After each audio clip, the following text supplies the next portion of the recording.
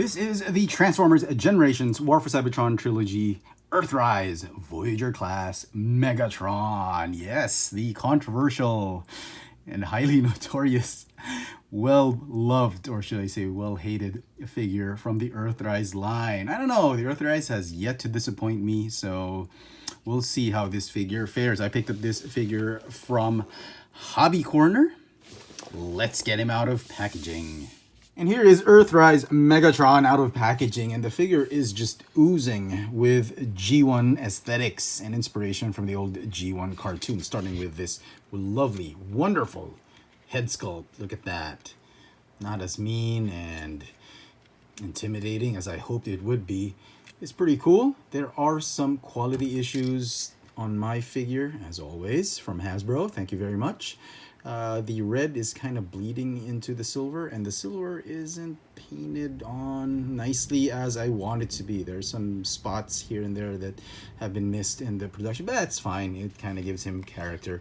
The head sculpt has been redesigned to look more like how he did in the cartoon. That chest and torso area is looking more G1. He transformed into a gun or something like that. It kind of feels like you can actually remove it, but you can't. Nice Decepticon logo. The ab section has been retooled. The legs have been retooled as well. Some battle damage here and there. And his gun is actually looking a lot more like the G1 gun. And it does kind of look like the scope of a Walther pistol than the previous figure we got from the Siege line. This actually kind of looks like an actual scope more than a gun. Okay, on the back he's got this huge backpack. I will talk about those letters and numbers in a little while. They have some form of significance, which I will discuss later on. He's done in this really nice brownish type of black color, where you see some black plastic, and it's a great homage to the original toy that we got from Hasbro and Takara Tomy. He comes with this spear or joust, which is actually removable. It's two pieces, which are parts of the tank. Obviously, this is the tank's cannon, and it forms a spear or a sword. And it kind of looks like that sword, that chrome sword we got from the G1 toy. So everything else, he's got this flat, plain gray plastic, some nice highlights here and there. Overall, it's a nice G1-esque type of inspired EARTHRISE Megatron figure. Articulation for the figure, he's got a ball-jointed neck. He's got a waist swivel, kind of hindered by the back kibble. The arms can go out, forward, backward, bicep swivel, hinge elbow. Wrists can go in and out because of transformation. Hips go in and out, forward, backward, thigh swivel, hinge knees, ankle rockers, bit of toe articulation because of transformation. Now, this new EARTHRISE Megatron is essentially a heavy retool of the Siege Voyager class Megatron. The engineering is essentially the same, and they've borrowed bits and pieces from the original figure, the arms, the thighs, but they've resculpted a lot of the pieces you see here right now, namely the head sculpt, torso, the hips, the legs. The feet do look the same. Even the gun is new. If you look at the gun, their blasters, this one is actually much smaller than this one. And this one, like I mentioned earlier, is really looking more like a gun scope than this one. The swords are obviously different, with this one I think being the better looking sword than this one, because this one you can still see some of the tank parts. Kibble wise, the EARTHRISE definitely has more kibble. It feels a little bit clunkier. And in terms of plastic quality, the EARTHRISE does feel a little cheaper. I mean, the plastic feels light and flimsy compared to this one. I don't know why. The thickness seems to be the same, but this one kind of feels like it's bordering on the plastic they used for knockoffs. And here he is with his nemesis and arch rival, EARTHRISE Optimus Prime. Now, they look great together. I mean, this was how they look like in the cartoon. A little bit off in some places here and there, but these two are probably the best representations of the cartoon versions back in the 80s of Megatron and Optimus Prime that we've gotten from the mainstream or mass retail products from Hasbro and Takara-Tomy. And they scale really nicely, Megatron being about 2 millimeters taller than Optimus Prime head to toe, just by a bit, just by a hair. So transformation, get rid of his spear or sword. Yeah. Disassemble the pieces. They're going to be parts of the tank later on. That. Okay, and then rotate the gun. You don't have to remove it. You can stay on like that. Fold the fists inwards. Okay, just like that. And then like the backpack, detach like that and open it up. Fold the shoulders inside just like that and combine the forearms and tab the top of the gun onto the other forearm. Okay, put it up like this just a little bit so you have enough room to maneuver. Okay, and then this piece right here, you're gonna fold it this way and you're gonna slot it in just like that. These tabs, those tabs right there are gonna slot onto those tabs right here. So this is kind of tricky because it loves to spring back. But you just gotta push it and tab it in like that. And then be careful with these. These are teeny tiny tabs, which I really know in time, the plastic is gonna become brittle, and you can hear from the sound it's making that those things are gonna break. Those are probably the first tabs to break if you're not careful when transforming this. And over time, they will become brittle and they will crack and break. I just know it. Come on, Hasbro. I mean, you know, so many toys they've already done. They've probably figured out not to do those kinds of tabs. So rotate the waist, and at this point, everything will be familiar, because if you have the Siege Megatron, this step is going to sound or going to look very familiar. So open these back pieces, split the legs, bend at the thigh, just like that. Then you're going to want to rotate that thigh joint and rotate that knee joint like this, that, and then you're going to tab it here. And again, another flimsy tab, which I know will break over time.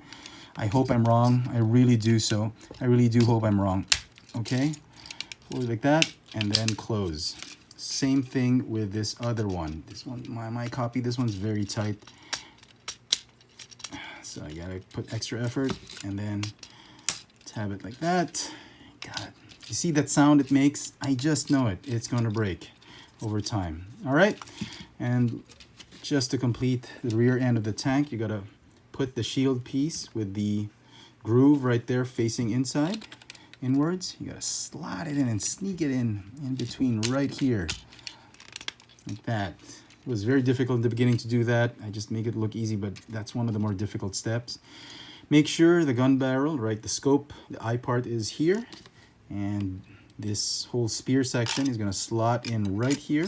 You've got these pegs right here in a peg hole. You're going to slot in right there, and this peg is going to slot in to the cannon's peg hole. And there you go. There is EARTHRISE Megatron in his Earth mode, tank mode. It's actually a very decent tank mode. It's actually one of the best Megatron tanks I've ever seen, and it feels great. It's very solid. The transformation is just ridiculous, and I probably would not want to transform this too many times. I'd probably keep him either in this mode or in robot mode, and you know, because sooner or later I'm afraid those tabs are going to break. So it rolls very nicely. You can rotate the barrel or the turret like this 360, but you can't move it up or down. Some gaps at the back, but that's fine. And like I mentioned earlier, it does have the decals or the logo D16. It's not DI6, it's actually D16.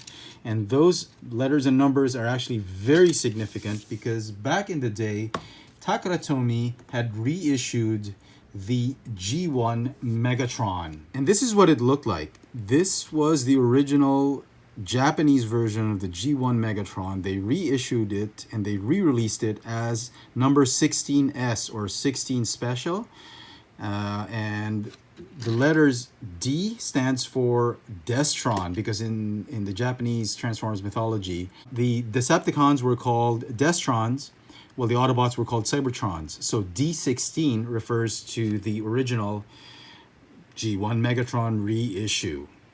Now, if only Hasbro would do this, that would be great, because this particular toy, the reissue, is going for bonkers. I mean, the original toy is really expensive right now, but if you're curious as to how much this thing is going for,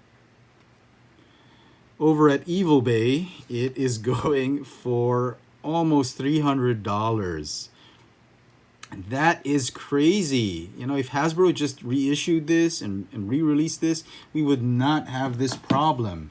So D16 is that Destron number 16 special. So very, very cool. And here are both Megatrons in tank mode, despite being a very awesome Earth mode tank. The EARTHRISE Megatron, I think, still pales in comparison with this one. This is the Netflix Siege Megatron. I think this is still the better figure. This is still the better tank mode. Transformation wise, this is still a lot more fun than this one. It has a more solid transformation, in my opinion, than this one. This one has a flimsy transformation, which I feel is going to break in some form or another. Those tabs are just going to break. This one is a very solid transformation, making the tank very, very solid. You won't be there are no tabs that you're probably going to be worried about breaking here and there, but you know, it does look Cybertronian, and the aesthetics of this tank just feels like it's a figure that's been folded up to form a tank, whereas this one, the aesthetics feel like it's a very solid looking tank compared to this one. So both figures have their pros and cons, but I think in terms of a toy, playability, and transformation, this is the more solid looking. It feels a little bit more solid looking Megatron than this one. And so some final thoughts on the EARTHRISE Megatron. Well, it was bound to happen. The figure was a little bit disappointing. And between these two, the Netflix Siege Megatron, I think, is still the superior War for Cybertron Trilogy Megatron over the EARTHRISE counterpart. The EARTHRISE Megatron has a lot of positive traits about him. If you're looking for a robot mode Megatron that looks so much like his G1 cartoon counterpart at mass retail, this is a great figure to have. But the transformation, flimsiness of the plastic, some bits and pieces, some tabs that I feel are going to break over time, and the transformation really was a chore for me. It really took a lot of fun away from this figure. And as such, the score I'm going to give this one, basing it on the aesthetics, tank and robot mode, and overall playability, transformation, and quality of plastic, is a 7.5 out of 10.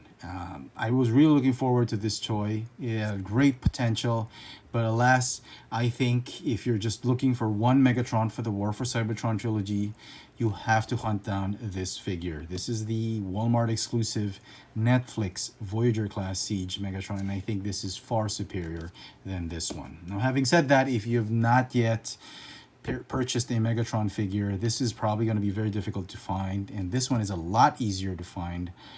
And if you're looking for something very accurate to partner with your EARTHRISE Optimus Prime, then I suppose this one will do. But for the hardcore collectors, I think a lot of people are just going to stick with this Megatron. So with that, I hope you've enjoyed this video review. Let me know in the comment section what you think of the new EARTHRISE Voyager class Megatron. And if only Hasbro can give us a Voyager class Megatron that transforms into some sort of gun, a space gun, a sort of pistol looking gun that doesn't really look like a gun. You can even paint the entire barrel orange. I wouldn't mind. You know, collectors are just thirsting for a Megatron that turns into a gun for mass retail with his updated articulation, updated details, and I wish Hasbro at some point in time would just give us that. If you feel the way I do, hit me up in the comment section, and as always, hit that notification bell so you never miss out on any of my latest video reviews. If it's your first time here, please subscribe. Thanks for watching. Thank you so much for staying till the very end of the video. It really helps with our algorithms and all that. So thank you very much. And as a treat and bonus, I wanted to show off these two with their Energon Weapons as seen in the 3rd episode of Season 1 of the 1984 Transformers cartoon. EARTHRISE Megatron with his Energon Flail and EARTHRISE Optimus Prime with his Energon Axe.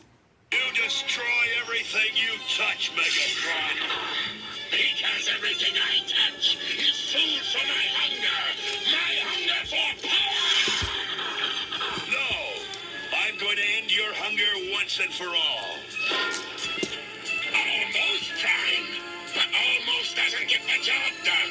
You can't stop me. You're old, Megatron. Yesterday's model, ready for the scrap heap. We'll see who's ready for the scrap heap. Junk! That's what you are. Junk!